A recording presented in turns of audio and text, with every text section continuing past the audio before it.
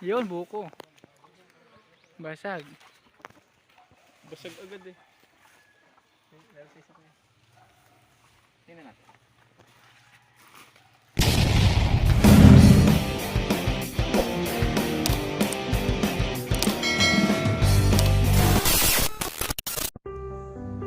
Sinamahan naming dumalaw si Papa sa mga bulaklak. kapatid niya sa Ay, meron Bicol. din ako. Ayun. At sobrang nag-enjoy talaga kami sa sobrang init ng pagtanggap nila sa amin. At syempre, nag-request ka agad ako na pumitas ng paborito kong buko. Antena. At assemble na nga minsan ang panunungkit namin sa buko. Sabi niya parang antena lang daw. Pangalawang beses ko pala nakakita nito na sobrang haba na pinagtugtong-tugtong. Mahirap ba niyan ng kawayan. ganyan magmanoy? Mahirap magsungkit. At sobrang tayo niyo na pagsusungkitan. Kanya pala ang pinsan, si Consyal Marvin Utilla, Consyal ng Ulan, Yuduran Albay. Oh yan, di ka nalilipat eh. At itinayo niya na ang panungkit. Yung motor, Manoy. Kabisado na yan ni Manoy.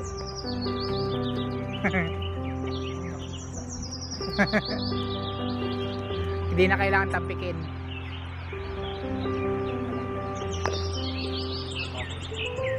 Medyo kapos pa nga at dudugtungan pa niya.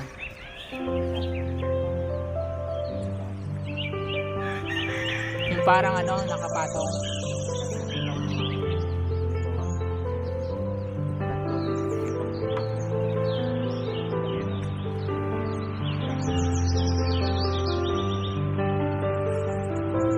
At bali, tatlong sunod-sunod silang bumubunga. Yung isa kung magulang na dito, yung isa pabuko pa lang. Ay, isa maliliit pa lang nga yun. Ang ganda rito.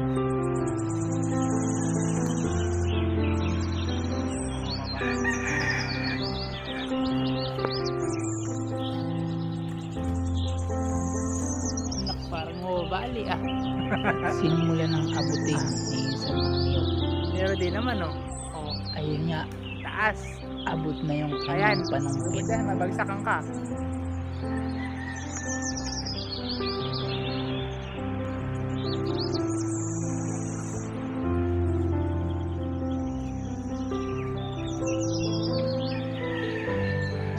Sa ilang sandali pa, naabot niya na ang niyog. At bumagsak na. Ayan na.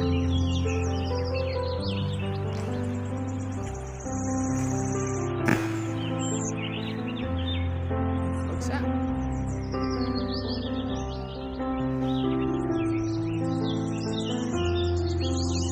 Nakakawit mo na doon, no? Sa dahon.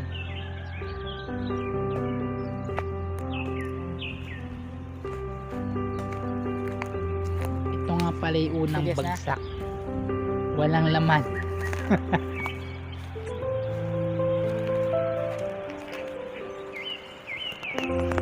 Lipat pwesto.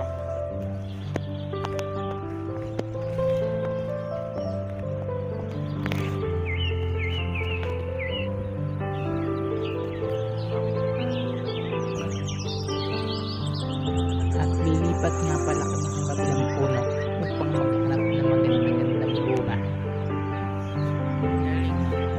Galing. Haba ng panungkit. Hahaba pa yan, pagka mataas yung niyog.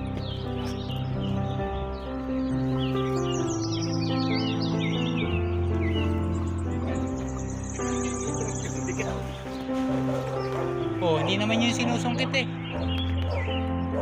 Nangalaglag.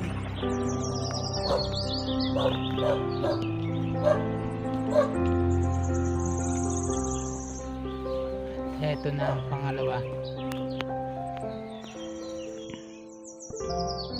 Pangalawang bagsak. bumalik sa puno. Bumalik sa puno at bumagsak ulit.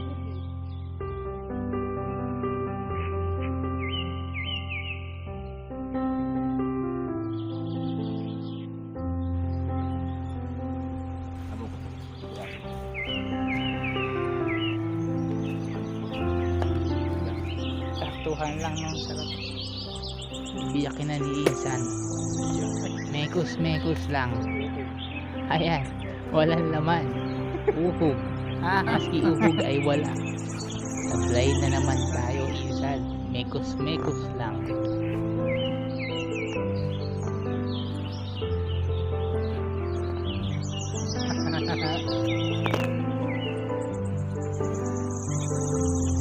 Siyempre, hindi kami susuko. Hahanap ulit kami. Isa pa. Sa mga Testing. ayan, may nakita naman si Insan. Eto na, pangatlong Bumagsak na pala. palagay ko Hindi umaldag. okay na to. Buti sa putik, di nabasag.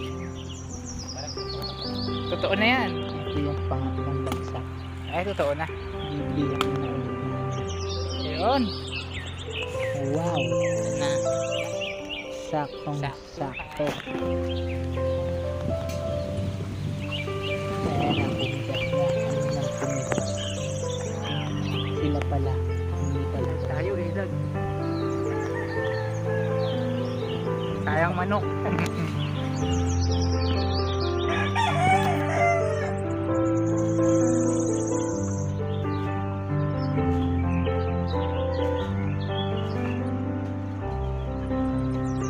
Talsik yan, dyan, isang bulg yan. Ang tawag nga pala sa panakit ng ito ay sanggot. At pinitas niya lahat ng katabi ng mainit na panakbo namin pinitas. Pinulot na nga namin ang mga bumagsak na buko. At ayan ang mga pinagbagsakan niya. Bagsak. Nalagay kay wari ko ang sa ulo'y sabog. Tayo.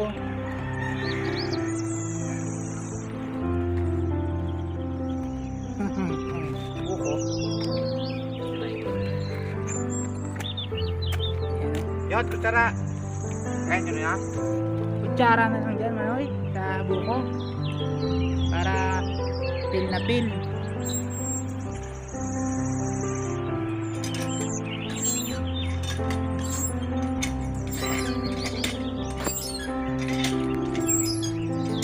Saan?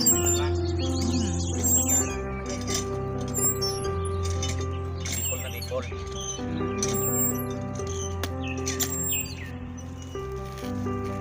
Yan ang kutsara. Nagpagawa nga pala ako ng Kutsara kutsara kang kay ganyan, Insan. Nagawa rin sa balat ng buko Kutsara yan. Kanino naglalakad upang malasap ko ang tunay na sarap nito. Guys, pinapalo na namin yung nakamay. Oo, alam ko hindi ganyan. Gagano na lang.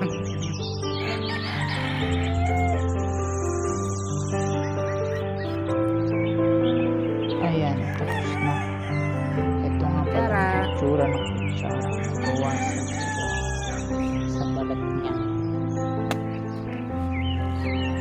Oh, yan na. Wala yung sa barko eh.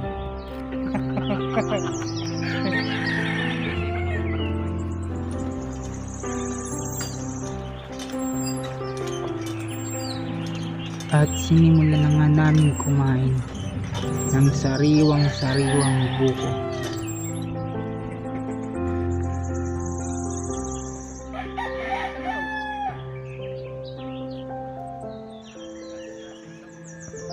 Sobrang sarap ng sabaw na kapipitas lang na buko.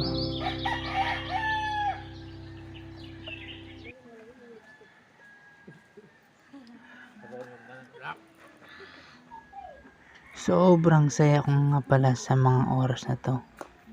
Kasi minsan ko lang maranasan yung mga gantong pagkakataon. Oh, ito lang.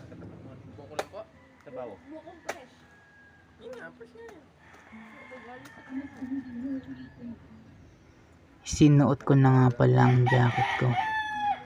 Nakakasagabal kasi sa mga kilos ko.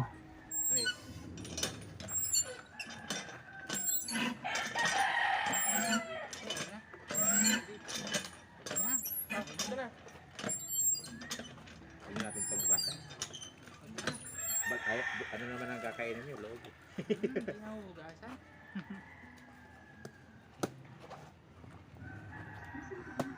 At hinubad ko nga pala ulit ang jacket. Hindi ko na talaga maintindihan kung bakit ko hinubad ulit to. Masabaw, masabaw. Yan sinasabing tamang Nasaan yung akin? Ito na. Noy, tara, mag-ano tayo. At uumpisahan na nga namin mukbangin ang pinitas ni Isang Buko. Busy pa, ay busy pa. Ay, Hinayang ka sa sabaw. Mabusog ka sa sabaw. damang-dama ko talaga ang probinsya. Ha? Petro, dito ba ka?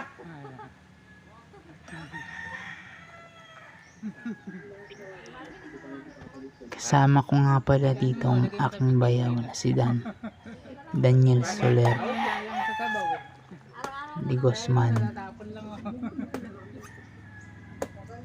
At ayan na nga po, kitang kita na talaga ang ngiti sa aking mata. Napakasarap damhin ng buhay probinsya. Ay, nako. Yan nga palang may dalang gulok ay ang aking pinsan na si Marvin Utilla, ang konsyal ng Mamlad Puduran Albay. Busog siguro kayo ng sabaw. Hindi yung sabaw ko.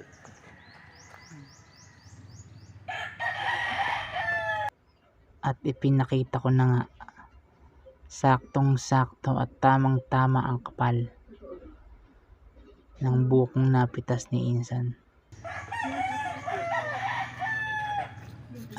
Sobrang takaw ko talaga dito.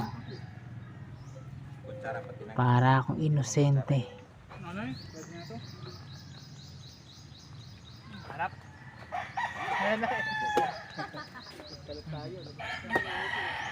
At inulit ko pa, sobrang kapal ng mukha ko. Bagong taon namin. Ayan nga pala yung kutsara na gawa sa buko, sa balat ng buko. Talaga namang sobrang sarap ng buko nito. Mga nakakanin na. Oh. Maga pa naman. Baka na. Tay. Tay. Yan na naman kumain. Talaga namang nagpakasawa talaga ako sa buko dito. Sinulit ko na talaga yung punta namin dito. Hanggat di ako nabubusog, hindi ko tinitigilan kumain ng buko. Ano yun eh?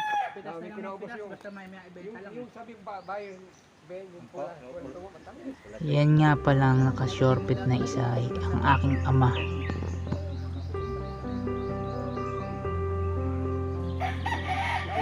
Hinayang kasi. Ay, oo. Pinasok.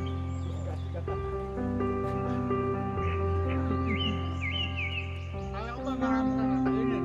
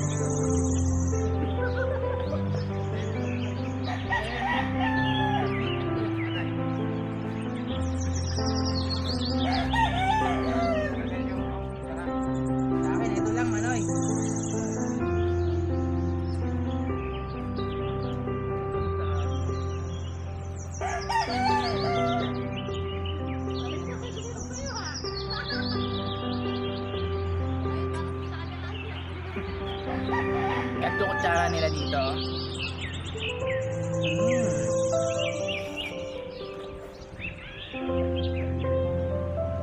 Pangalawa ko na to. Kasi pang ano na, pang-apat.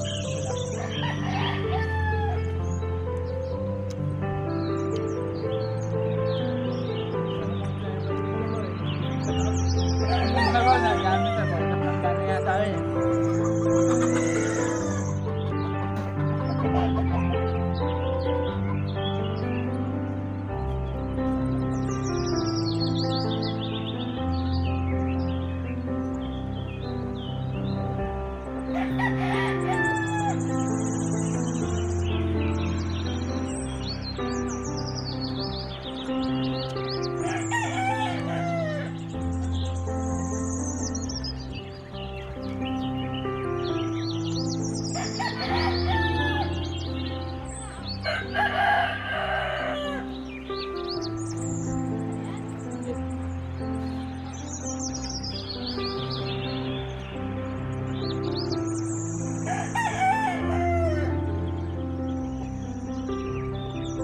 Kumain kami ng kumain hanggat gusto namin.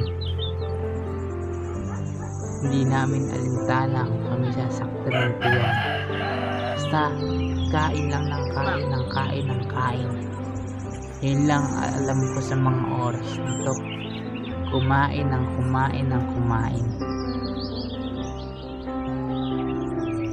Sulit na sulit ang bawat oras. Ang bawat araw na nandito kami. Talagang sinulit namin.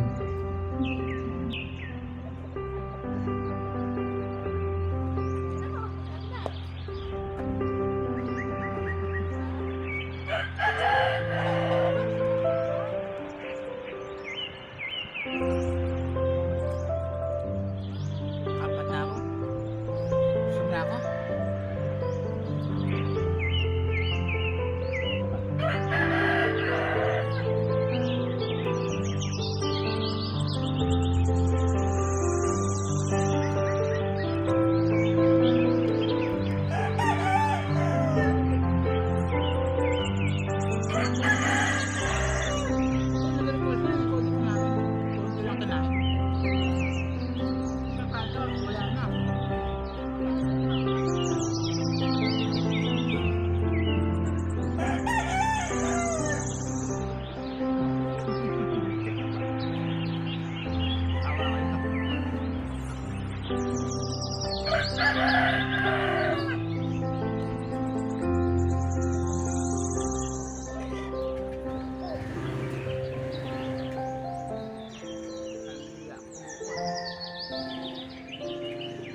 Dala pang kutsara, nakasara naman yung buko. Sa mga oras na yan, talaga namang nararamdaman ko na nabubusog na ako. At kasalo na namin ang kapatid kong babae. May sabaw pa dito, oh. Oh. Kailangan natin mukbangin to lahat, sayang eh.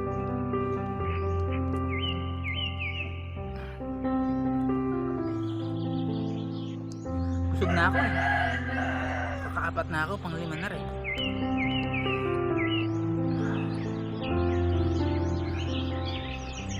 Sayang pag tinapon eh. Dami na tapos sabaw.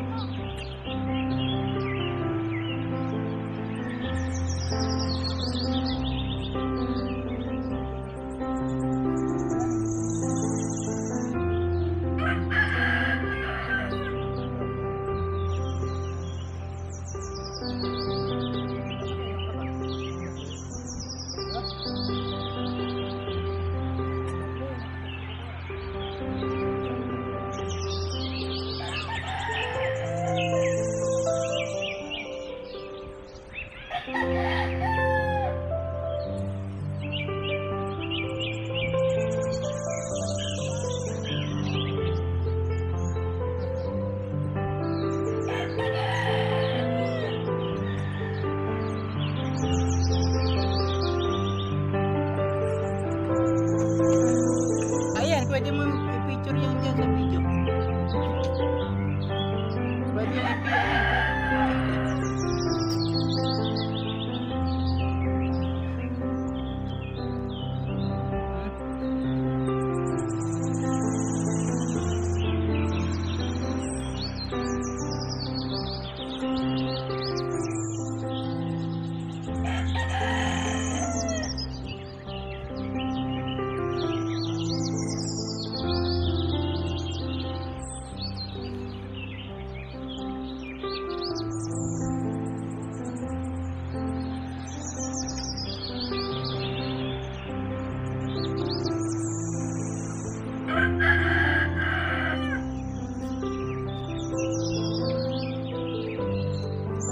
ako na.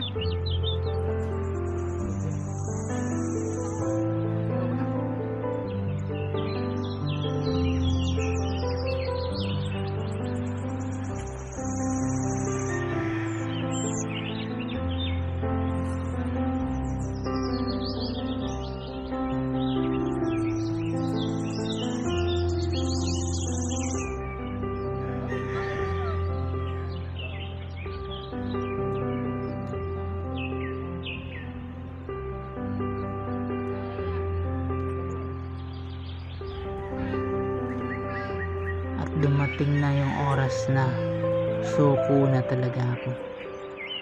Talaga namang sobrang busog na busog ako sa mga oras na yan. Salamat nga pala nakakain kami. Ayan yung mga kinain namin. Panarit ang buko. Shout out nga po pala sa mga taga-Alabang Puro at Mamunan Duduraan. Minakbang ko. At sa huli, ang mga manok naman ang tumira. Salamat sa mga nanood. Sumakit yan